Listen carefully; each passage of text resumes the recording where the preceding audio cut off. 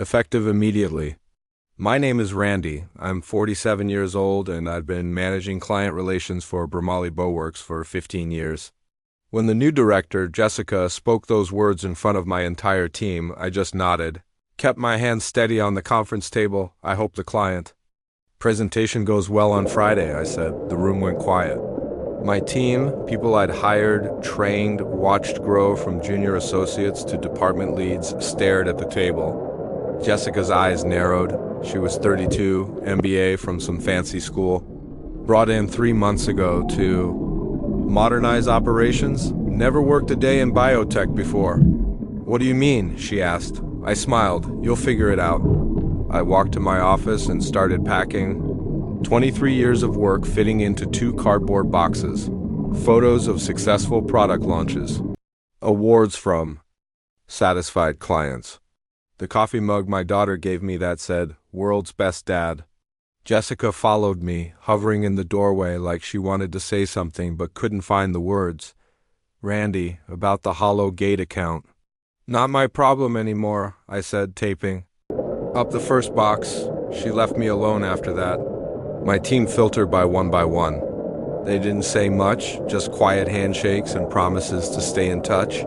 Beth, my senior analyst, lingered the longest. This is wrong, she whispered. It's business, I told her, but we both knew it wasn't. The truth was I'd seen this coming for weeks.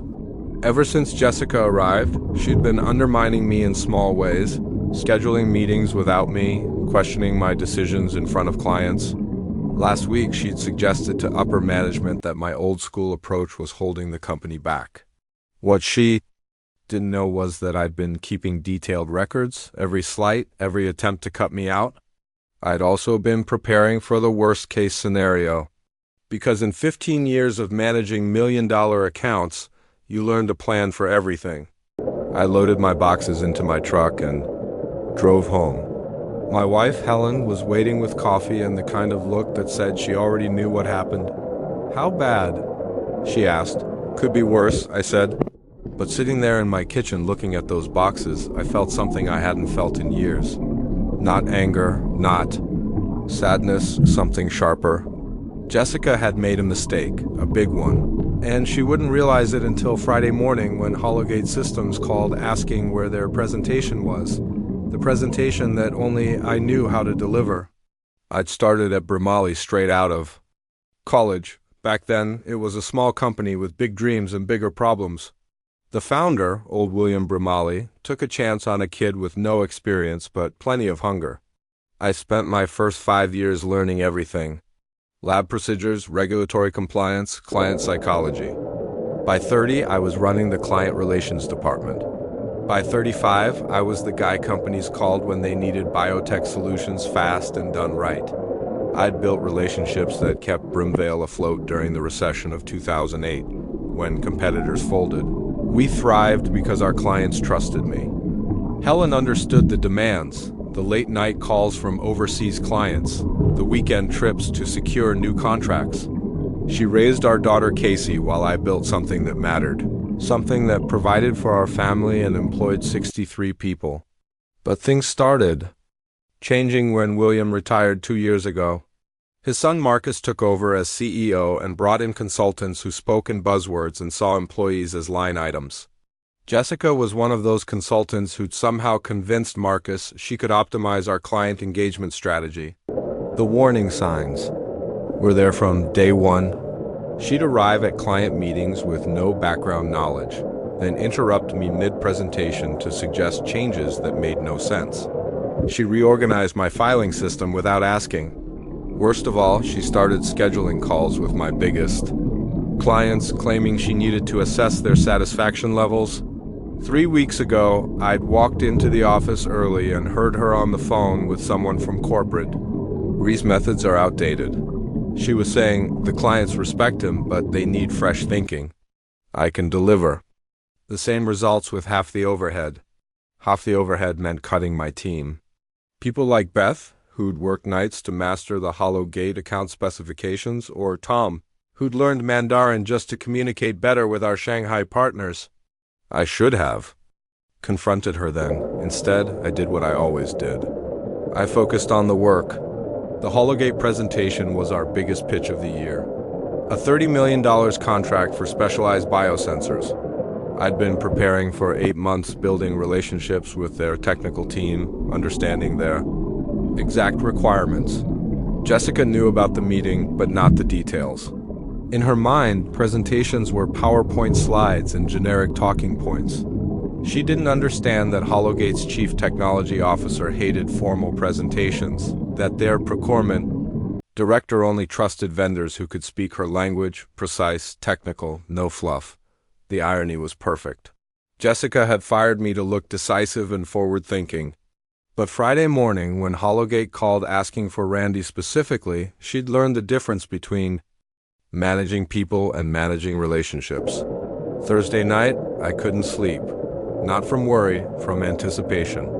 Helen found me in the kitchen at 2 a.m. sitting with a cup of coffee and my laptop. "You're planning something," she said. "Just thinking." She sat down across. From me, 22 years of marriage taught her when to push and when to wait. This was a waiting moment. Jessica called earlier. I finally said left 3 voicemails. What did she want? Details about the Hologate presentation. Helen smiled. She'd been there for every late night, every weekend I'd spent, building those client relationships. She understood what I built better than anyone. What did you tell her? Nothing. I'm not her employee anymore. That was when it hit me. The full scope of what Jessica had done. She hadn't just fired me. She destroyed 15 years of institutional knowledge, client preferences, technical specifications, relationship dynamics that took years to develop. The Hologate account wasn't just about a presentation. It was about trust built through dozens of smaller interactions, like remembering that their lead engineer preferred technical drawings over flowcharts, or knowing that their CEO made decisions based on implementation timelines, not cost savings. Jessica thought she could wing it, show up with a standard pitch deck, and charm her way through $30 million in business. She had no idea that Hologate's team would be expecting the detailed technical breakdown I'd promised them. The one that existed only in my head and in notes they'd never find. I opened my laptop and looked at my calendar. Hologate was scheduled for 10 a.m. Friday. By 11 a.m., Jessica would be sitting in Marcus's office trying to explain why their biggest client of the year had walked out after 20 minutes. My phone buzzed. Text message from Beth. "Jessica's been in your office all day, looking for files. She seems panicked." I typed back, "Files are on the server. She has access to everything." Which was true.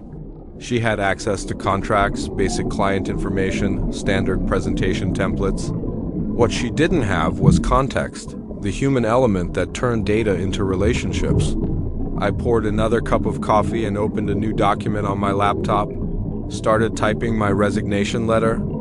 The formal one I should have submitted months ago when I first realized what Jessica was doing. But then I stopped, deleted everything. Why make it easy for her? Instead, I opened my personal email and started reaching out to contacts at other biotech companies, people who'd been trying to recruit me for years. By morning, I had 3 interview requests and 1 job offer. Helen woke up at 6 a.m. and found me still at the kitchen table, now dressed for the day. "Going somewhere?" she asked. "Coffee shop downtown? Good Wi-Fi? Quiet place to make some calls." She kissed my forehead. "Give them hell." I didn't plan to give anyone hell. I planned to let Jessica do that all by herself. Friday morning at 9:47 a.m., I was sitting in Brewster's Coffee House downtown when my phone started ringing. "Jessica." I let it go to voicemail. Then she called again and again. By 10:15, she'd called 7 times. At 10:23, Beth called. "Randy, where are you?" "The Hologate people are here and Jessica's having a meltdown. She can't find the technical specifications they're asking for." "They're in the system," I said. Stirring my coffee, she says they're not. She's been up all night looking. "Tell her to check the project folder under Hologate Systems, subsection Technical Requirements." Beth went quiet for a moment. "Randy," she says, "that folder is empty except for basic contact information." I almost smiled. That's because the technical specs were never digitized. They're in my notebook, the blue one that lived on my desk. "The one you took home yesterday. The one I took home yesterday." Beth was quiet for a long moment. "They're asking for you specifically?" The CTO said he was looking forward to discussing the sensor calibration protocols you developed. Wish I could help. At 10:45, Marcus called the CO himself. "Randy, I need you to come in. There's been a misunderstanding." "No misunderstanding. I was terminated yesterday, effective immediately." "I believe Jessica said, 'Look, we can work this out.'" Maybe Jessica was hasty. Maybe she was, but I'm not an employee anymore, Marcus. I can't legally represent Brimmel in client meetings as a consultant. Then, name your rate. I'm not available. Which was true. I had a phone interview with Driftshade Limited at 2 p.m. Their VP of Business Development had called personally after receiving my resume that morning.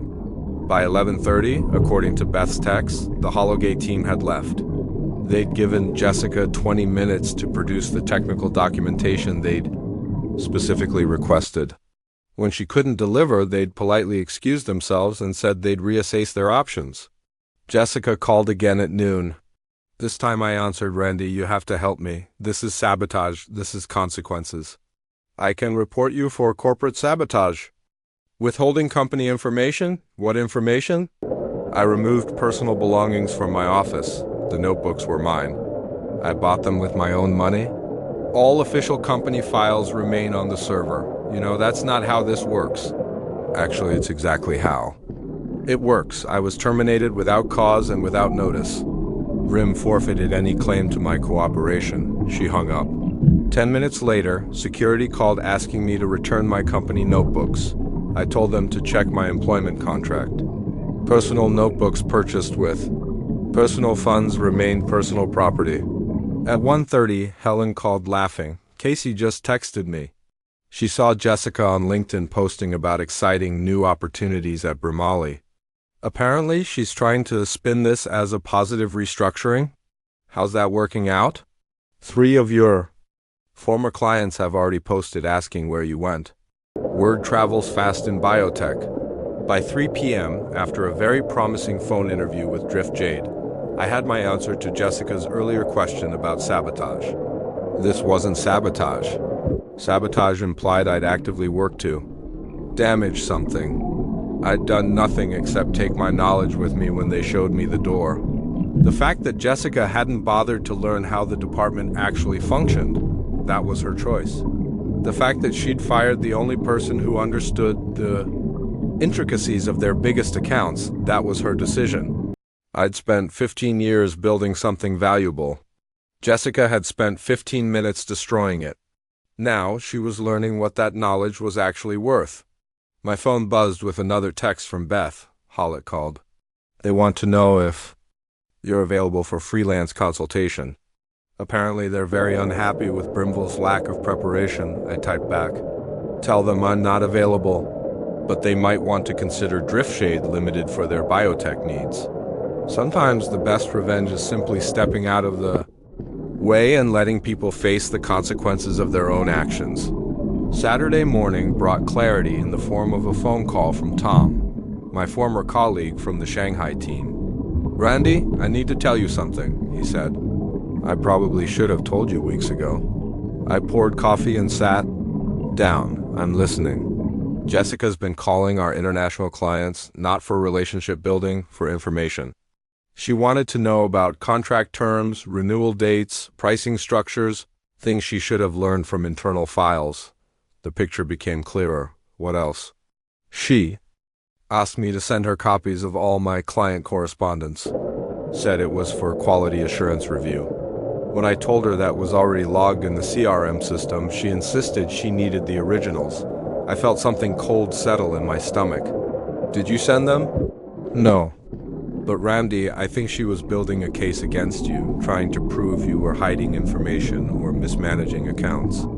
That explained the sudden interest in my methods, the questions about my client relationships. Jessica hadn't been trying to learn from me. She'd been trying to replace me with documentation she could control. "There's more," Tom continued.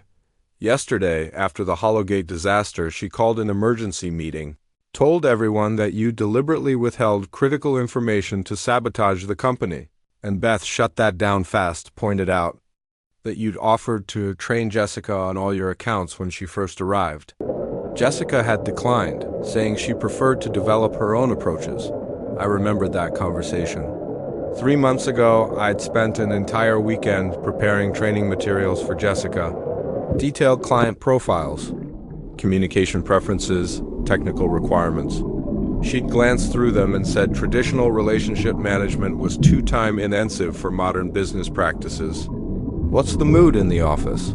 I asked, tense. Marcus called an all-hands meeting for Monday. Word is he's bringing in external consultants to assess the client relations crisis.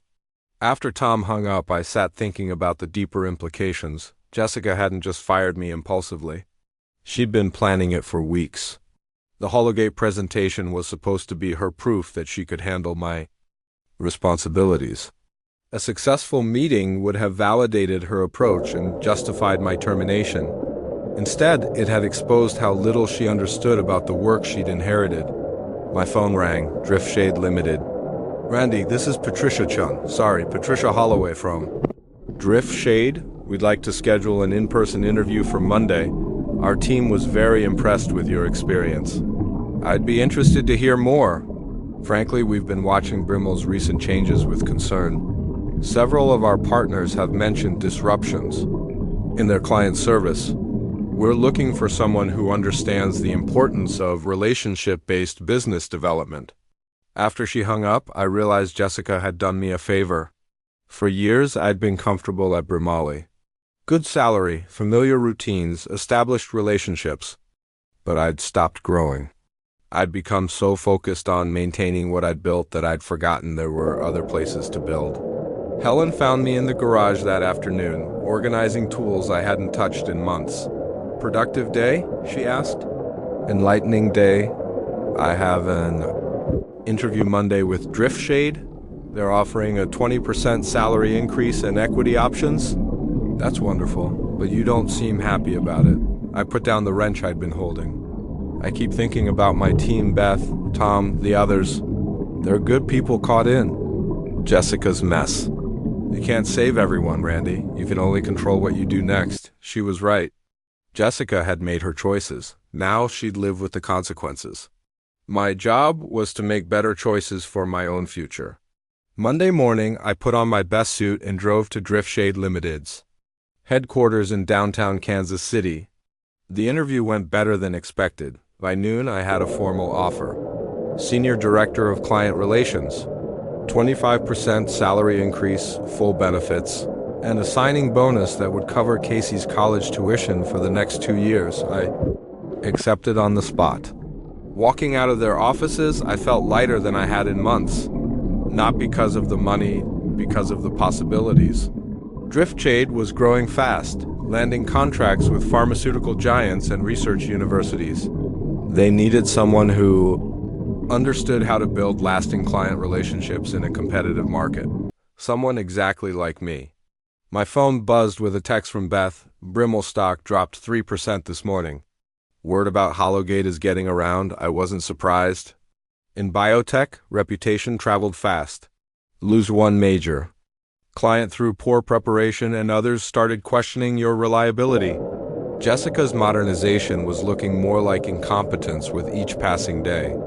Tuesday, the Kansas City Business Journal published a brief article about Hologate Systems selecting Driftshade Limited for their BioAnswer project. The $30 million contract I'd spent 8 months developing was now going to my new employer. Wednesday, Tom called with an update. "Marcus fired Jessica yesterday, effective immediately. How's the team handling it?" "Relief mostly, but there's talk about bringing in another outside consultant to assess department efficiency." I felt a pang of sympathy for my former colleagues.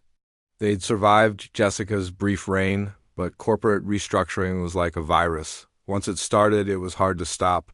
"Tom, can I ask you something?" "Sure. Are you happy yet?"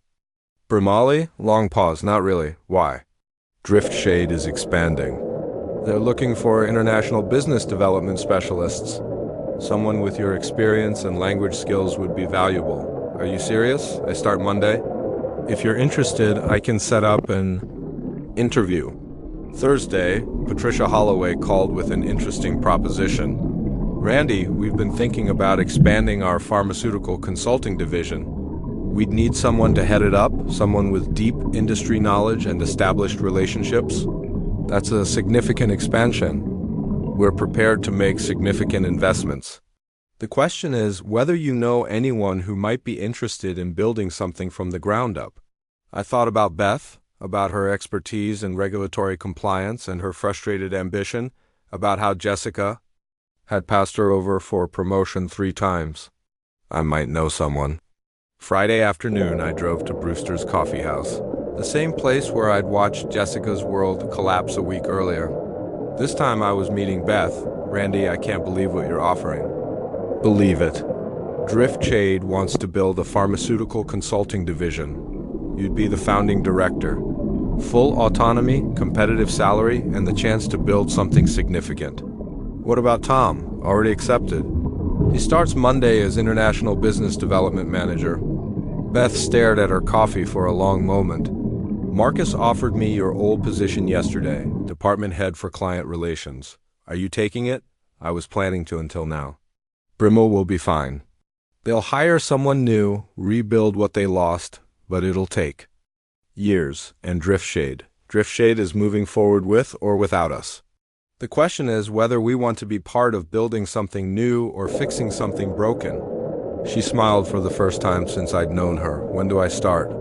By the end of the week, Drift Shade had hired 3 former Brimmel employees. Not through poaching or recruitment, through opportunity. We weren't running from something. We were running towards something better. Jessica had taught us all a valuable lesson about the difference between managing people and leading them. Now we had the chance to put that lesson to use. 3 months later, I was sitting in a conference room at Drift Shade's expanded offices, reviewing quarterly results with Patricia Holloway and the executive team. The numbers were impressive. Pharmaceutical consulting division up 200%. International contracts increased by 150%. Client satisfaction scores at an all-time high. Randy, your team has exceeded every projection we made. Patricia said, the Hollowgate implementation alone has generated 5 new contract inquiries. Beth, now Director of Pharmaceutical Consulting, smiled from across the table. The regulatory approval process went smoother than anyone expected. When clients see that kind of efficiency, word spreads fast.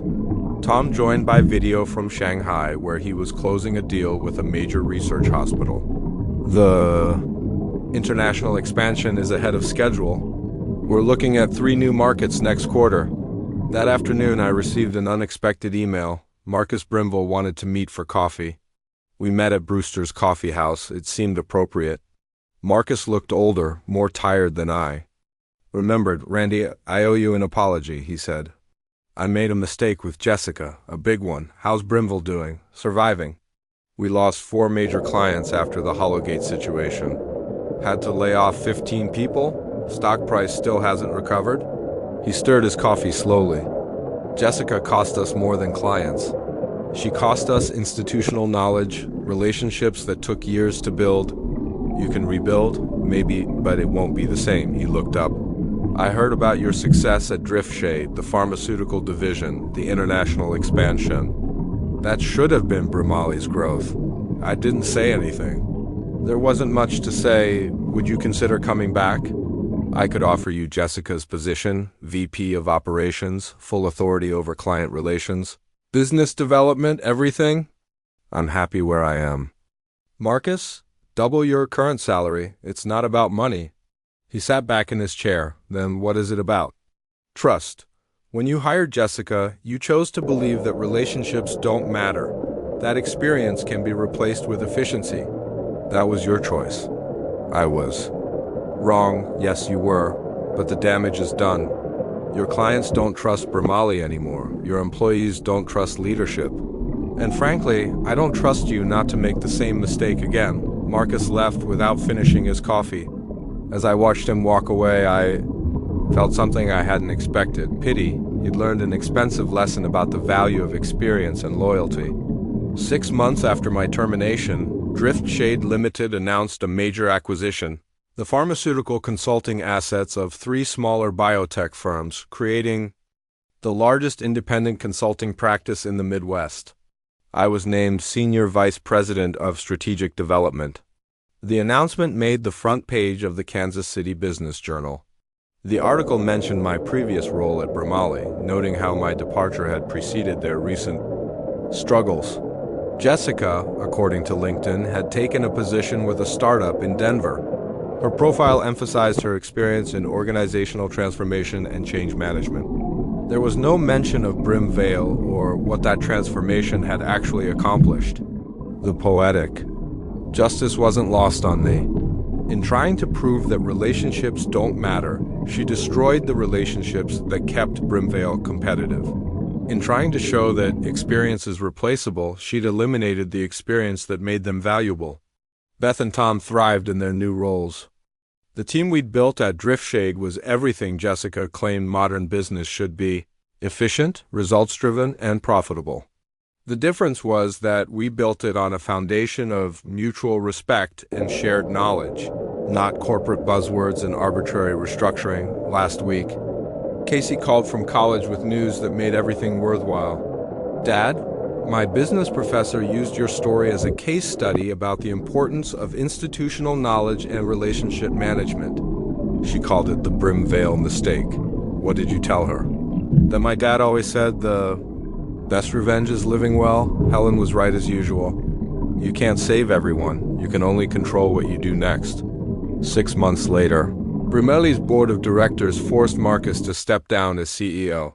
After a series of failed client acquisitions and mounting financial losses, Jessica's startup in Denver folded within 8 months, leaving her explaining the gap in her resume to increasingly skeptical employers. The organizational transformation she championed became a cautionary tale taught in business schools across the country.